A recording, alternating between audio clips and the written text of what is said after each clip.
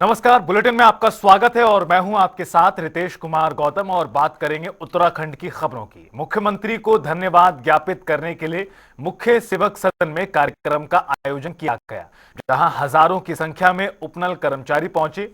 इस दौरान उपनल धर्मियों कर्मचारियों ने सीएम धामी के समर्थन में नारे भी लगाए। साथ ही उनके नियमितीकरण के लिए ठोस नीति बनाए जाने की घोषणा को लेकर मुख्यमंत्री का आभार जताया।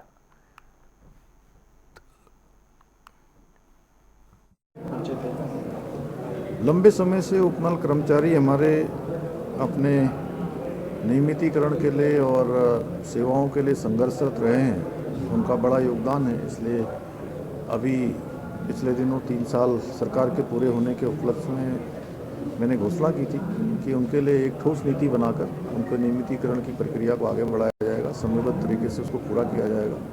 हम उस दिशा में काम कर रहे हैं। इसी महीने के अंत में हरिद्वार में महाराजा अग्रसेन अग्रवाल आश्रम ट्रस्ट के 50वें स्थापना दिवस पर कार्यक्रम किया गया, जहां कार्यक्रम में मुख्यमंत्री पुष्कर सिंह धामी ने मुख्य अतिथि के रूप में शिरकत की। इस अवसर पर मुख्यमंत्री ने आश्रम के नए भवन का उद्घाटन किया। सीएम ने कार्यक्रम को संबोधित करते हुए कहा कि कुछ लोगों ने प्रदेश में बांटने वाली बयानबाजी की है। इस तरह की मानसिकता की प्रदेश में कोई जगह नहीं।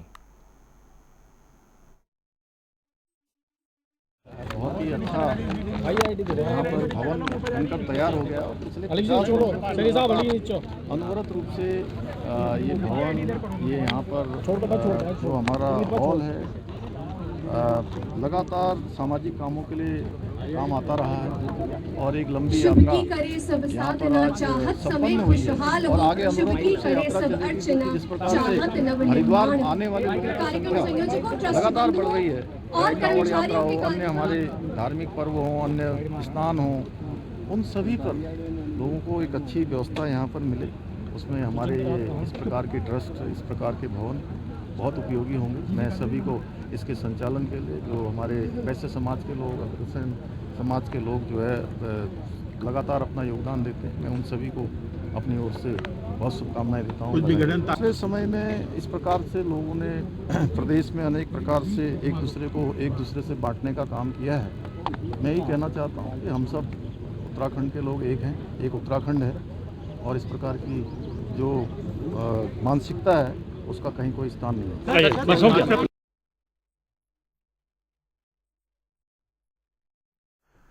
विधानसभा चुनाव 2027 को लेकर एक और जहां बीजेपी अपनी तैयारियां कर रही है, वहीं कांग्रेस की ओर से विधानसभा चुनाव को लेकर तैयारियां जोरों पर हैं।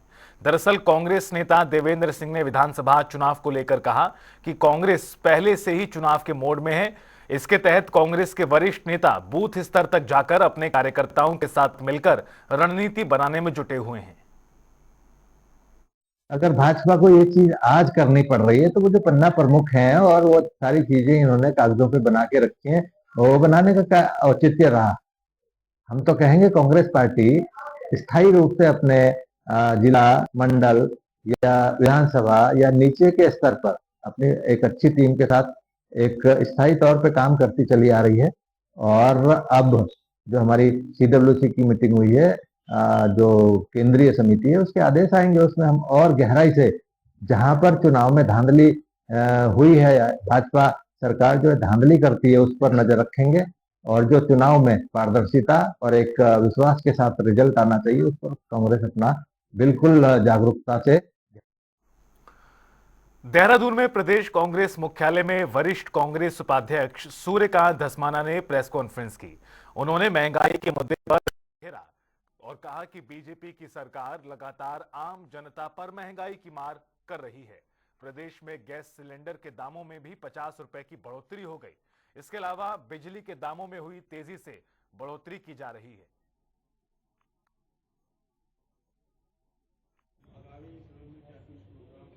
देखिए, पूरे प्रदेश में और पूरे देश में जिस प्रकार से महंगाई बढ़ी है, लगातार राज्य की सरकार और केंद्र की सरकार एक के बाद एक प्रहार महंगाई के मामले में जनता के ऊपर कर रही है। प्रदेश सरकार ने बिजली की कीमतें बढ़ा दी, पिछले दिनों रोडवेज की किराया बढ़ाया था, उससे पहले अस्पतालों में जो फीस है वो बढ़ाई थी। तो राज्य में राज्य की सरकार और केंद्र की सरकार जिस तरह से रसोई गैस की कीमत बढ़ाई गई, 50 रुपए गैस का सिलेंडर, रसोई गैस का, और इसी प्रकार से पेट्रोल डीजल की कीमतों में राहत देनी चाहिए थी। कच्चे तेल की अंतर्राष्ट्रीय कीमतें लगातार गिर रही हैं। सरकार ने बजाय जनता को राहत देने के 2 रुपए एक्साइज पेट्रोल में, 2 रुपए एक्साइज डीजल में बढ़ा दिया। जो राहत जनता को देनी चाहिए थी, 36,000 करोड़ रुपया जनता की जो खाते में जाना चाहिए था, वो केंद्र सरकार चोरी से उस पैसे को ले गई। तो केंद्र सरकार और राज्य सरकार की जो जन विरोधी नीतियां हैं,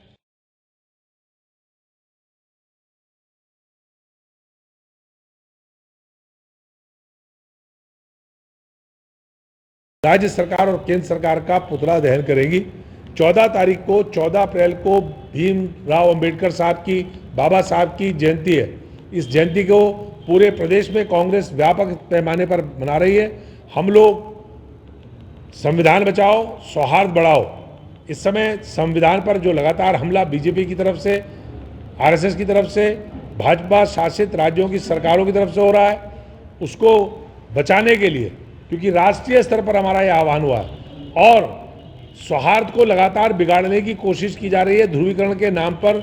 जिस प्रकार से प्रदेश की सरकार हमला कर रही है, लगातार अल्पसंख्यकों को निशाना बना करके हमले किए जा रहे हैं, तो यहाँ पर पूरे प्रदेश के अंदर, उत्तराखंड में जिला और महानगर स्तर पर गोष्ठियाँ होंगी, बाबा साहब को श्रद्धांजलि अर्पित की जाएगी और सौहार्द बढ़ाने के लिए हम सब लोग मिलकर के आपस में सहभोज करेंगे।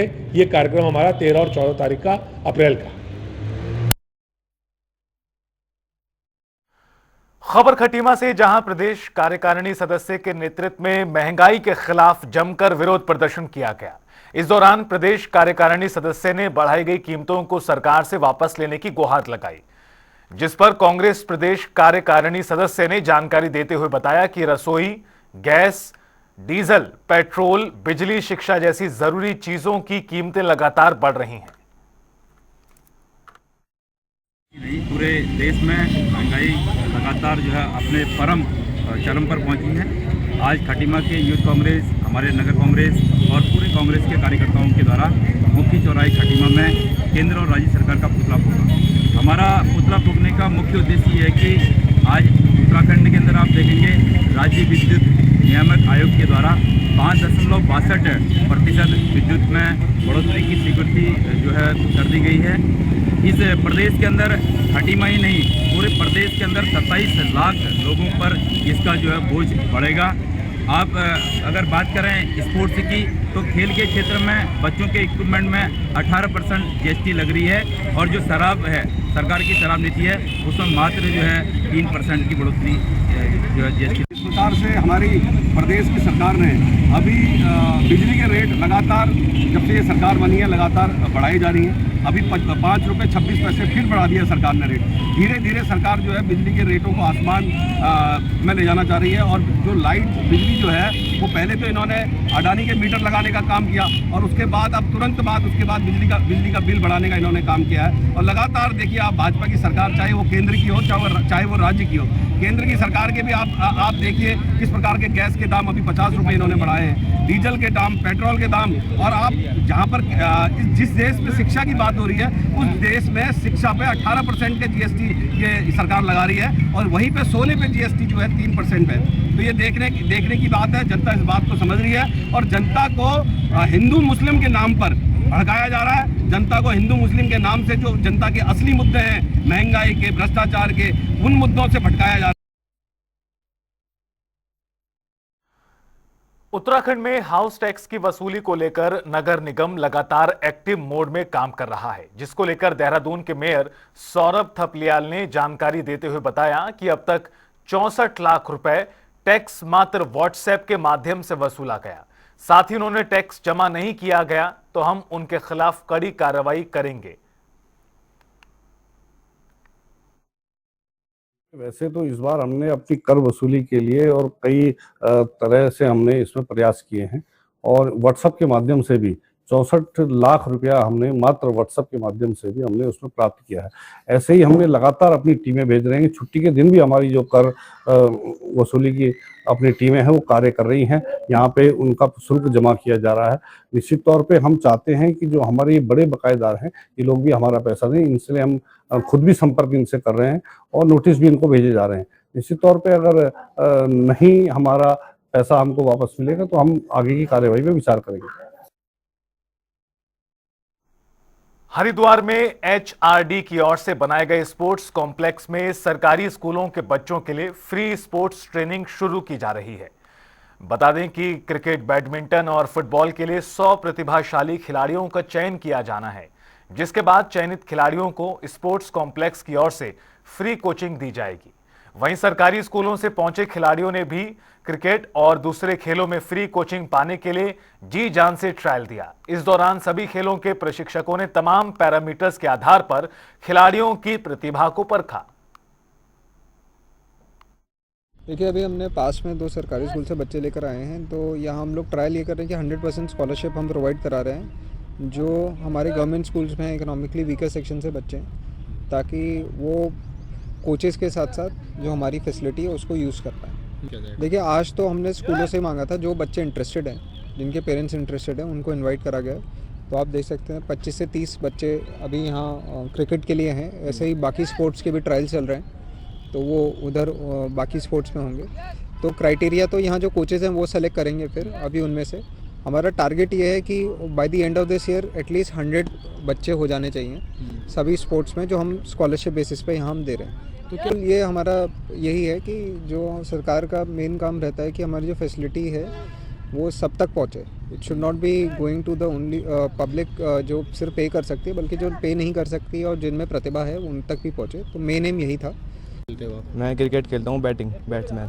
अच्छा, चल के आगे चल के ना बहुत फ़ायदा हो सकता है। मतलब जैसे अब यहाँ कोई बढ़िया खेलता है, मतलब बैट्समैन या बॉलर जो बढ़िया खेलता है और फिर आगे अच्छा सीख सकता है। हाँ, ये अच्छा सीख सकता है, ट्रेनिंग कर सकता है। कई बार फ़ायदा होगा हमारे यहाँ से बहुत फ़ायदा होता है। अगर यहाँ बढ़िया खेलते हैं तो फ्री में उसके निःशुल्क। अच्छा, कोई अफोर्ड नहीं करता है। अगर कोई ट्रेनिंग लेना चाहता है तो और कोई अफोर्ड नहीं करता है। हमारे स्कूल यहाँ कोई ट्रेनिंग लेता है तो कोई बढ़िया प्रदर्शन करता है तो अफोर्ड कर सकते हैं फ्री में। सर, मेरा नाम अभिमन्यु सिंह है। मैं डॉक्टर हमारे इंटर कॉलेज में पढ़ता हूँ, क्लास 10th में। क्रिकेट मेरा मनपसंद गेम है। मैं पहले 6 साल का था तब से खेल रहा हूँ, पसंद भी है मुझे, बहुत अच्छा लगता है क्रिकेट खेलना। और क्या बोलते हैं, अभी मैं ट्रायल देने आया। हो सकता है मैं ज़्यादा से ज़्यादा कोशिश करूँगा कि अच्छा ट्रायल दूँ, जिससे मैं आगे और खेल सकूँ बढ़िया, जिससे उत्तराखंड का नाम रोशन कर सकूँ बढ़िया। प्रदेश में शिक्षा के क्षेत्र में लगातार सुधार किया जा रहा है। इसके लिए केंद्रीय और राज्य सरकार की ओर से कई कार्यक्रम शुरू किए गए हैं। इसी के तहत छात्रों को छात्रावास की सुविधा भी दी जा रही है। देखिए खास रिपोर्ट।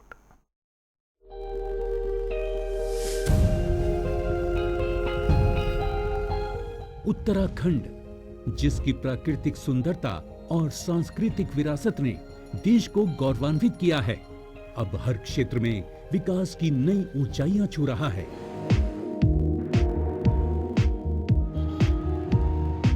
शिक्षा के क्षेत्र में भी राज्य लगातार प्रगति कर रहा है, जहां शिक्षा को हर वर्ग तक पहुंचाने के लिए कई पहल की जा रही हैं।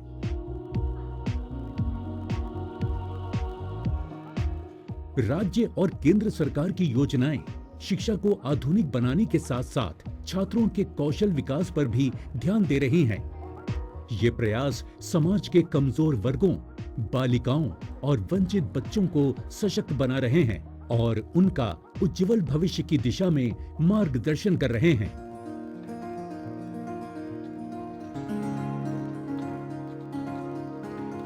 उत्तराखंड सरकार द्वारा स्थापित नेताजी सुभाष चंद्र बोस आवासीय छात्रावास इसका एक उदाहरण है, जो वंचित बच्चों के लिए किसी वरदान से कम नहीं है। ये छात्रावास उन बच्चों को मुख्यधारा में लाने के लिए बनाया गया है जो शिक्षा से वंचित रह गए थे या जिनके पास माता पिता का सहारा नहीं है। यहाँ बच्चों को निःशुल्क शिक्षा, भोजन, वर्दी और किताबों जैसी बुनियादी सुविधाएं प्रदान की जाती हैं। साथ ही उनके मानसिक और भावनात्मक विकास का भी पूरा ध्यान रखा जाता है। मुझे आज तक हॉस्टल में किसी भी चीज़ की कमी नहीं हुई है, ना खाने में ना कपड़ों में, हर चीज़ की मुझे फैसिलिटी मिलती है यहाँ पे। ये हमारा संकल्प है ऐसे प्रदेश के अंदर जो हमारे अन्य छात्रावास ऐसे संचालित हो रहे हैं उन सभी में अच्छी सुविधाएं मिले, बच्चों को आगे बढ़ने का अवसर मिले। इस पहल से आर्थिक तंगी के कारण अधूरे रह गए सपनों को नया जीवन मिल रहा है। राज्य में 19 छात्रावास चल रहे हैं जो 1000 से ज्यादा बच्चों का भविष्य संवार रहे हैं। केंद्र सरकार की कस्तूरबा गांधी बालिका विद्यालय योजना को राज्य में प्रभावी रूप से लागू किया गया है, जो 11 से 18 साल की बालिकाओं को निःशुल्क और गुणवत्तापूर्ण शिक्षा प्रदान करती है। राज्य में 39 ऐसे विद्यालय हैं जहां बालिकाओं को शिक्षा के साथ हॉस्टल, भोजन और अन्य सुविधाएं मिलती हैं।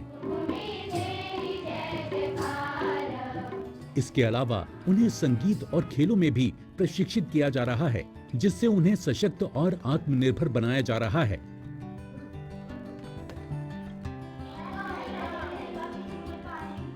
ये कदम बालिका शिक्षा और लैंगिक समानता को बढ़ावा देता है। कंप्यूटर से लेकर स्पोर्ट्स टीचर से लेकर किसी टीचर्स की यहाँ कमी नहीं है। एकदम इतने अच्छे तरीके से हमें यहाँ पढ़ाते हैं, हमें शिक्षित करते हैं। हम पढ़ने के अलावा अदर एक्टिविटीज़ भी करते हैं, जैसे स्पोर्ट्स के गेम, जो हमारा एनपीपी डांस होता है, डांस में करते हैं, स्पोर्ट्स करते हैं, विज्ञान ड्रामा, विज्ञान एक्टिविटीज़। उत्तराखंड में पीएम श्री विद्यालय और राजकीय इंटर कॉलेज के माध्यम से बच्चों को व्यावसायिक शिक्षा और कौशल विकास के अवसर भी दिए जा रहे हैं, ताकि वो शिक्षा के साथ साथ अपने कौशल को भी बढ़ा सकें। इस प्रकार कुल 531 ऐसे विद्यालय हैं जहां छात्रों के कौशल शिक्षा पर भी जोर दिया जा रहा है और 272 विद्यालयों में इन्हें जल्द ही शुरू किया जाएगा।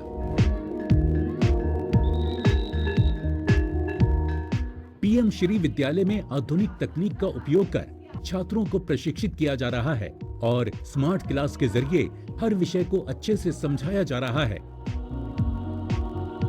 हमें स्मार्ट टीवी वगैरह और प्रोजेक्टर के द्वारा पढ़ाया जाता है, तो हमें उसे पढ़ने में समझ में भी आता है और हमें अच्छा लगता है पढ़ने में। राज्य में कुल 225 पीएम श्री विद्यालय चलाए जा रहे हैं। ये पहल खासकर ग्रामीण और कमजोर वर्ग के बच्चों को रोजगार के लिए तैयार करने और उन्हें आत्मनिर्भर बनाने में महत्वपूर्ण भूमिका निभा रही है। हमारे स्कूल में कई लैब्स हैं, जैसे हमको हमारे स्कूल में आईटी, वोकेशनल एजुकेशन और हमको मल्टी स्किलिंग और हमको कला की भी हमको एजुकेशन दी जाती है।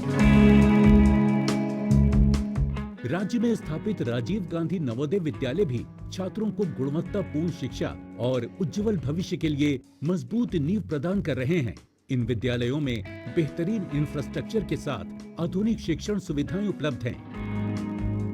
खास बात यह है कि यहाँ अंग्रेजी भाषा पर विशेष ध्यान दिया जाता है, ताकि छात्र न केवल राष्ट्रीय स्तर पर बल्कि अंतर्राष्ट्रीय स्तर पर भी प्रतिस्पर्धा के लिए तैयार हो सकें।